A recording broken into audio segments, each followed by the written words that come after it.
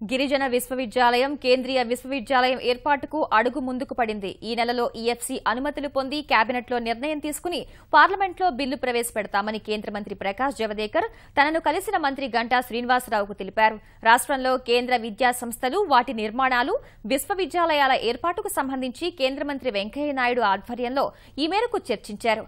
తాడేపల్లిగూడెం నిట్కి 2 వారాల్లో పూర్తిస్థాయి డైరెక్టర్ను నియమిస్తామని ప్రకాష్ జవదేకర్ హామీ ఇచ్చారు. ప్రాధాన్యతా క్రమంలో విశ్వవిద్యాలయాల ఏర్పాటుకు నిధుల కొరత లేకుండా చూస్తామని జవదేకర్ తెలిపారు. విద్యాసంస్థల నిర్మాణాలు త్వరితగతిన పూర్తి అయ్యేందుకు కేంద్రం కృషి చేస్తుందని కేంద్ర మంత్రి వెంకయ్యనాయుడు తెలిపారు. త్వరితగతిన వీటన్నిటిని కూడా నిర్మాణాలు చేపట్టాలని, ఎక్కడెక్కడ ఏ స్థాయిలో దానిపైన మరి చర్చలు జరగాల్సినాయి వాటిని పూర్తి చేయాలని, వీటన్నిటిపైన గిరిజన విశ్వవిద్యాలయం అలాగే మన సెంట్రల్ యూనివర్సిటీ వీలైతే తాత్కాలికమైన క్యాంపస్లో దాన్ని ప్రారంభించే విధంగా చర్యలు తీసుకోవాలని, దానికి రాష్ట్ర ప్రభుత్వం చొరవ తీసుకోవాలని సూచించడం జరిగింది. కేంద్రానికి సంబంధించిన వరకు మంత్రి గారు హామీ ఇచ్చారు.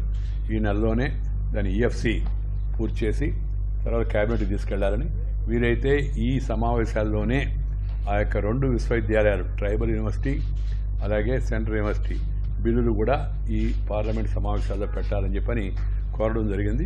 సూత్రప్రాయంగా మంత్రి గారు దానికి అంగీకరించారు. ఈఎఫ్సీ పూర్తి కావడం, తర్వాత కేబినెట్కి వెళ్ళడం, కేబినెట్ ఆమోదమైన తర్వాత మళ్ళా దాన్ని పార్లమెంట్లో బిల్లు ప్రవేశపెట్టి ఈ సెషన్లోనే పూర్తి చేయించాలని ఒక అవగాహనకు రావడం జరిగింది. ఆ కార్యక్రమాన్ని చేపడతామని చెప్పని మంత్రి గారు చెప్పారు.